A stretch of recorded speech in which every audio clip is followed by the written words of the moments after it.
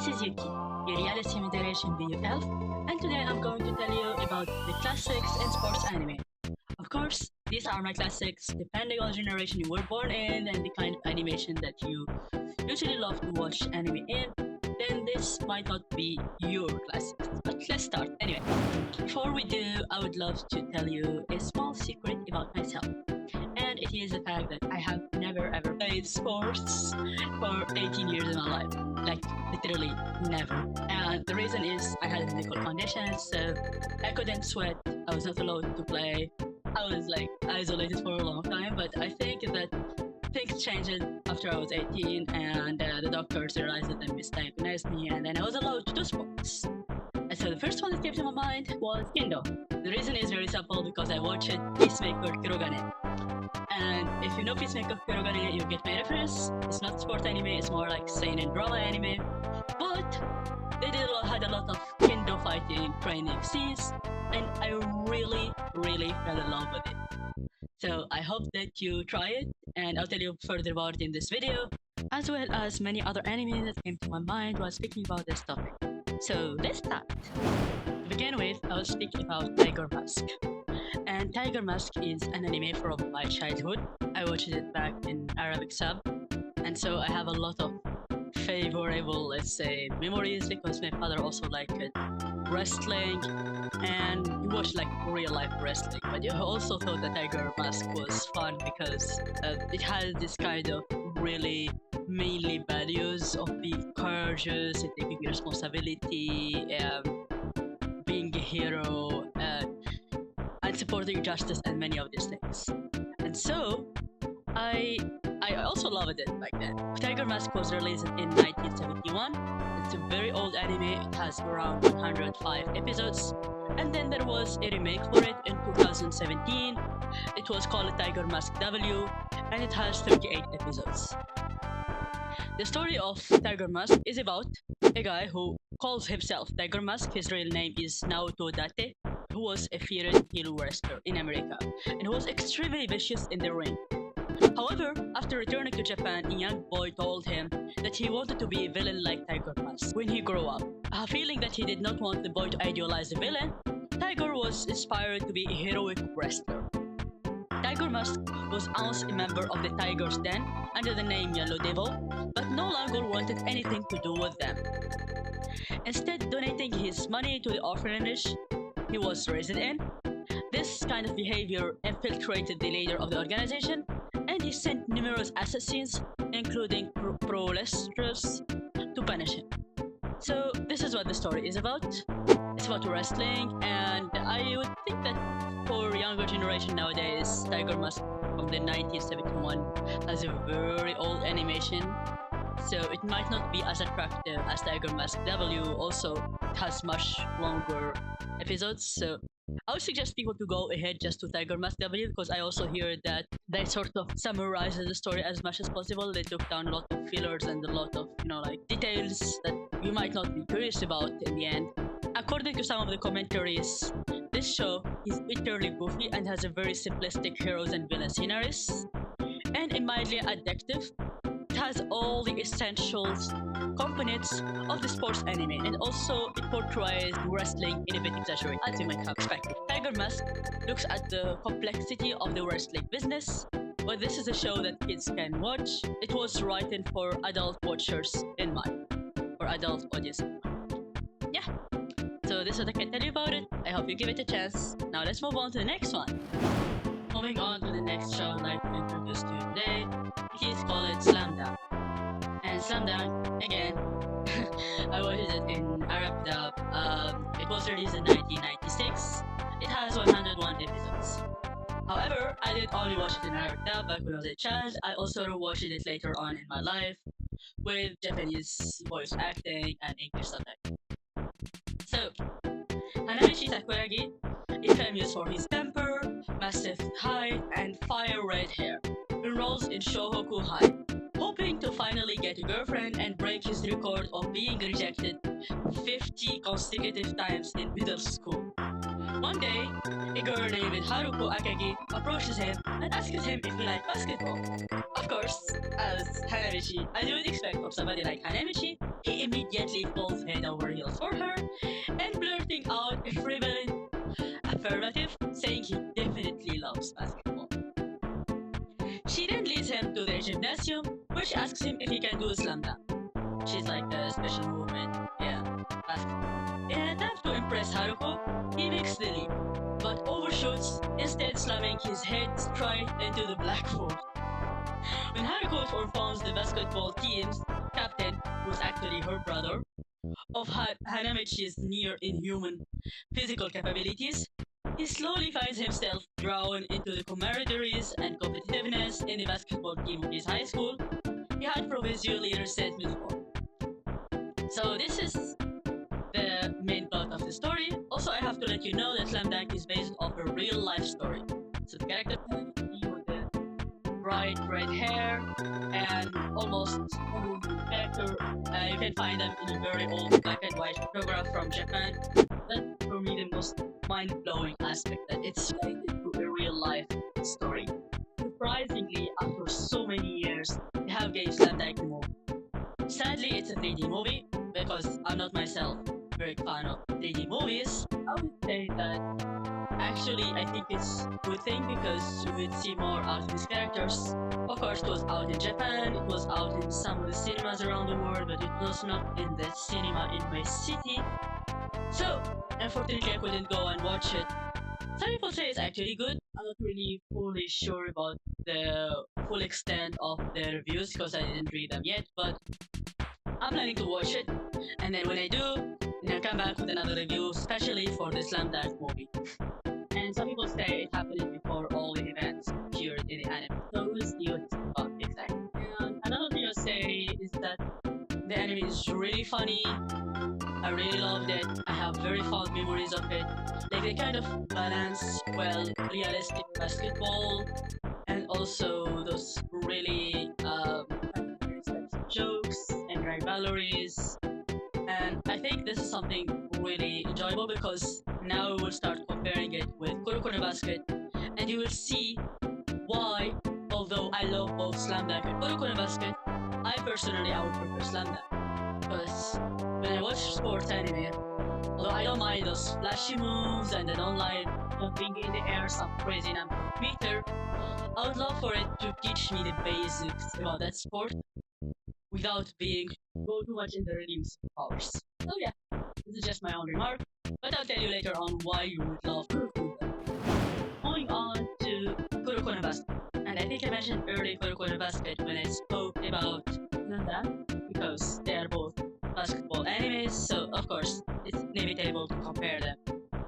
And Kuroko no Basket was released in 2012. It has 75 episodes, 3 seasons, and probably a few movies. I don't know how many movies, but I didn't watch them.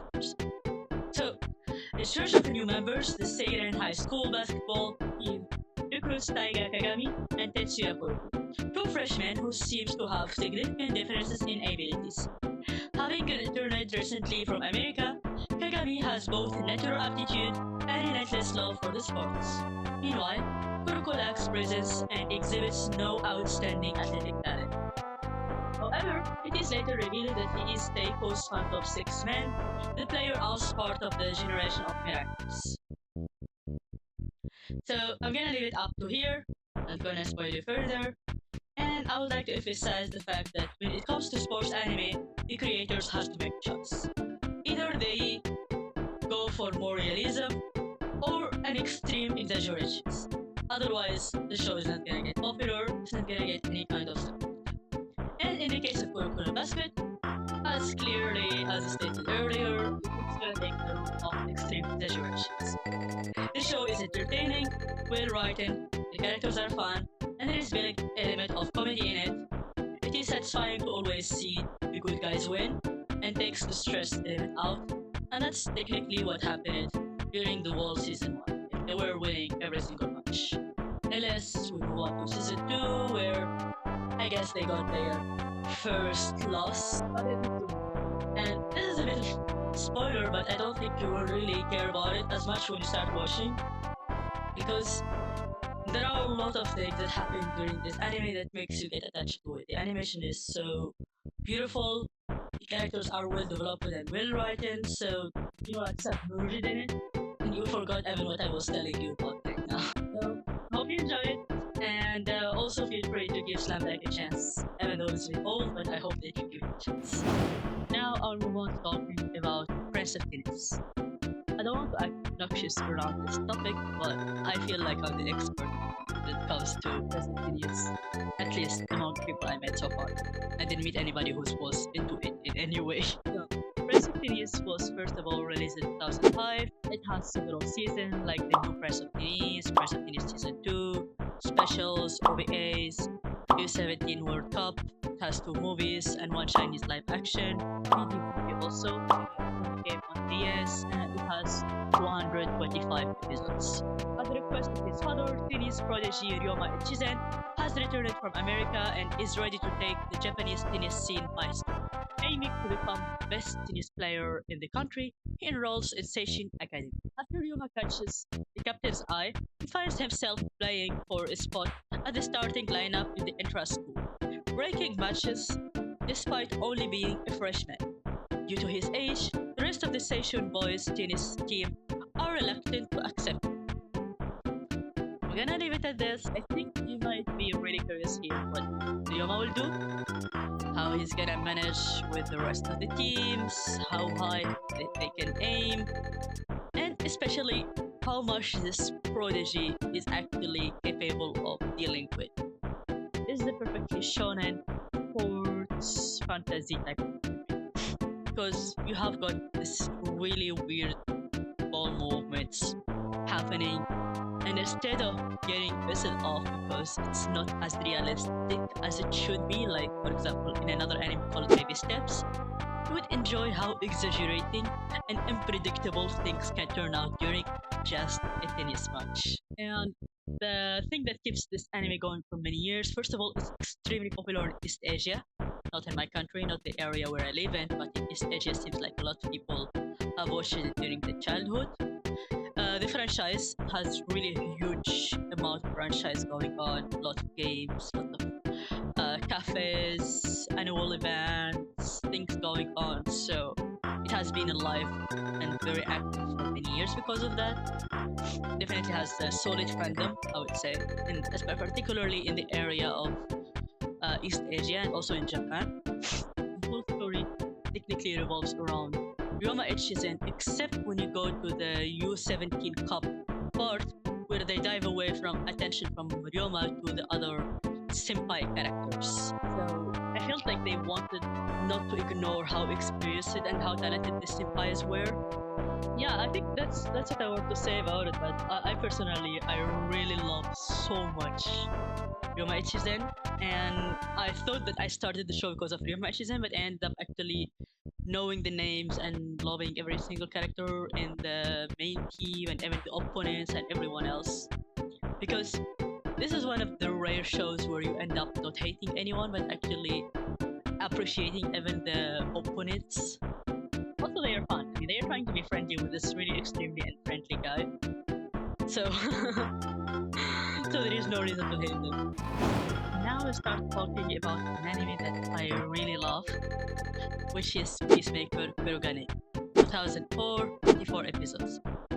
As I said earlier, this is essentially a shonen drama type of anime. However, I spot the sports element in it by the fact that they have portrayed some of the scenes where the characters are actually playing kendo, and that's what got me like into kendo, because seeing their mindset while playing kendo and also how clean and neat the movement were made me think I really love this sport. I really want to try it one day. Let's dive into the topic. Although traumatized by witnessing the murder of his parents by one of the Shochu, Ichimura Tetsunosuke's thirst for revenge led him to desire strength. At the age of 15, Tetsunosuke approached the Shinigami, wanting to become one of its members. However, Tetsunosuke lacked the skill, mind, and will to emotionlessly cut down any person who threatened the peace and also the Shinigami. Even with the support of his brother Tetsunosuke and his newfound friends of the Shinigami, little did Tetsunosuke know the blood and pain he would experience while being part of this historical group. This show is made for people who can't stand to watch anything with a straight, concise plot thread. They need to gut-wrenching comedy and heart-wrenching drama at the same series. Another point I really loved about this anime is the foreshadowing, because even during these little fitting or not fitting comedy moments, I think I really was hurt by this foreshadowing moments, where even when you see characters smiling or laughing together, from your experience as a Stanian watcher, you would know that that person would die, or they would meet such sad and heartbreaking, and or they will disappear, or something was gonna happen to them. And so it makes you even more value those really silly, nonsensical moments because you know the trauma is coming. So yeah, this is my thought. I hope that you try it. Now let's speak about this boxing anime called Hajime no Ippo. It was released in 2002. It has 75 episodes and 3 seasons. And let me tell you about this really small funny story. So back then, like maybe 10-15 years ago, there were no legal or illegal websites where people can just, like go on and watch movies. So watch animes in such a relaxing way. Things were much more hard. You had to go to the internet shop. You had to download certain number of episodes with subs. Make sure you didn't get the raw version. Put it on your flash disk. Go back home, and then you try to watch it. And this is how me and my brother did it back then. And so I remember we downloaded one season. We started watching Hajime no Ippo, and we felt like everything was happening way too fast. Like every character knew each character, and things were moving on. But then we were like, okay, doesn't matter. We are watching it anyway because it's such an amazing show. We realized it later on. We downloaded the third season, but we didn't watch the first and second season yet. So basically, I know the end of Hajime no Ippo, but never how it really started. And so my brother went back and he watched the first and second season, while I still have to do that yet because I got so busy with so many other shows and titles. So the story starts with his father's absence. Teenager Ippo Makunoshi works hard to help his mother run her fishing boat rental business. Ippo's timid nature, his lack of sleep, and the sea itself makes him an easy target for relentless bullies who leave him bruised and beaten on a daily basis. Mamoru Takamura, an up-and-coming boxer, rescues Ippo from a violent incident after school and takes him back to the Kamogawa boxing gym for recovery. Takamura and his fellow boxers Masaru Aoki and Tatsuya Kimura are stunned by Ippo's powerful punches, a result of strong muscle development through years of serving his physically taxing family business. Following the brief training under Takamura, Ippo impressed the other boxers in a practice match against the prodigy Ichiro Miyata. He gains a rival in Miyata and a coach in Genji Kamogawa, the gym owner and a former boxer himself. Anime is not only Hajime no Ippo but also fighting spirit. If you think about fighting spirit, it also delves deeply into the world of boxing itself, giving plenty of history and terminology and actual boxing techniques of the sport. That I think would come as no surprise since the original manga was penned by George Morikawa, who was not only a boxing enthusiast but also a trainer and a boxing journalist. This is something I learned while researching for this video, and I think it really gives so much credit to this show, and I hope that some of you really try it. An intense, brutal, yet heartwarming series about the tough world of boxing and a younger underdog path to glory. Speaking about swimming animes, you must have heard about Free. And Free was released in 2013. It has 25 episodes and 2 seasons and 5 books. So Haruka Nanase has a love for water and a passion for swimming. In elementary school, he competed in and won a relay race with his 3 friends, Rin Matsuka, Nagisa Hazuki, and Makoto Tashibara. After claiming victory at the tournament, the 4 friends went their separate ways. Years later, they reunite as high school students.